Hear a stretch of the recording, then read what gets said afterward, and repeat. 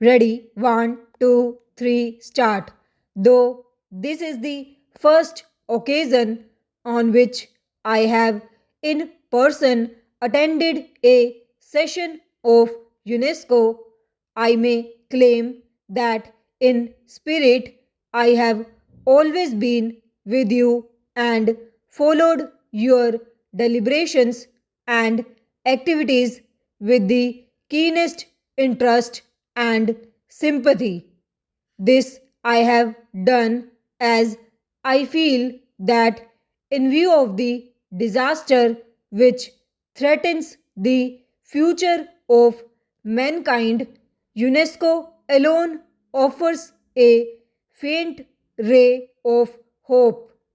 Mankind has, in the course of the last century, made phenomenal advances in knowledge and material prosperity, but this progress has not been reflected in men's moral and political achievement.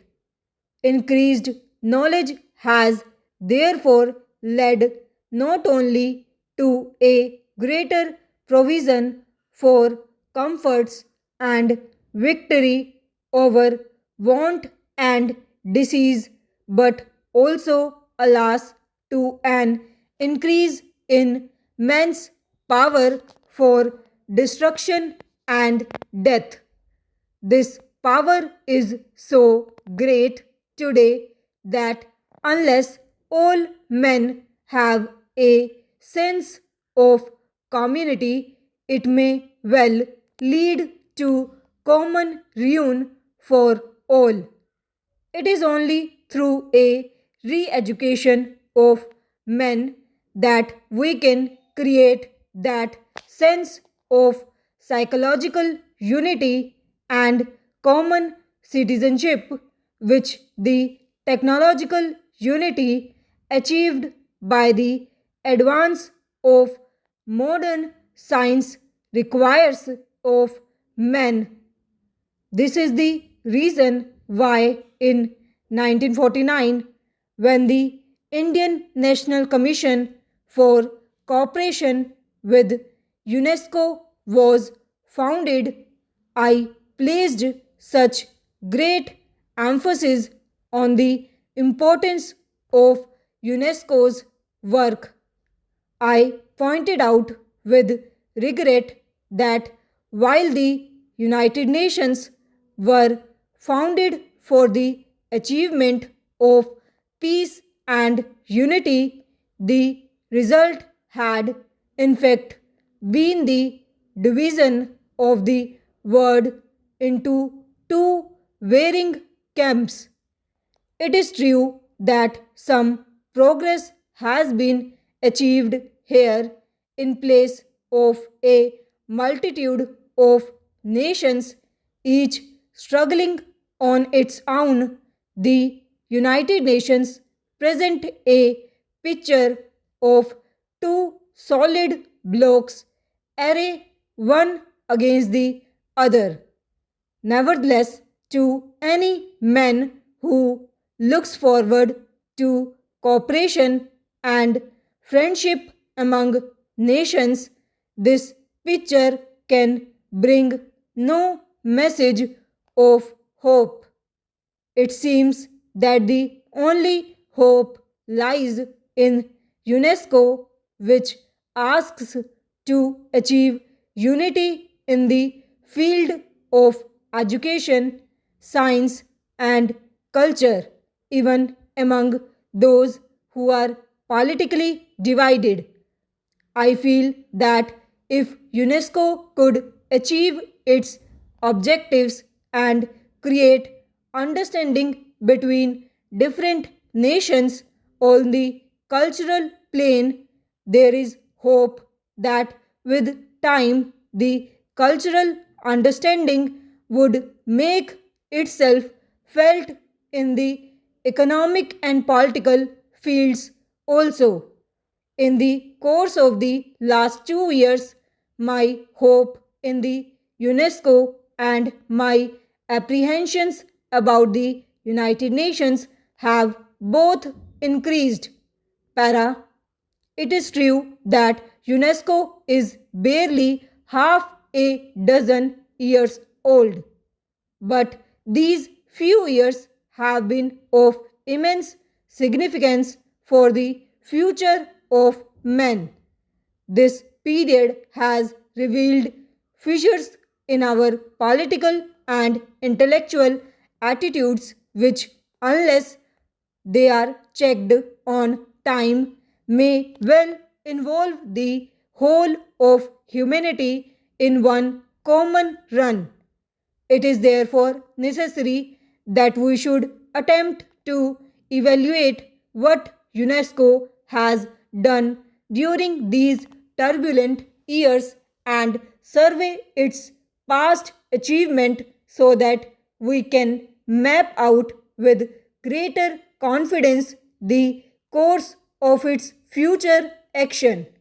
Para, the aim of UNESCO is to bring nations together through education, science, and culture. Ever since its foundation, UNESCO has yearly passed resolutions and adopted programs to achieve that end.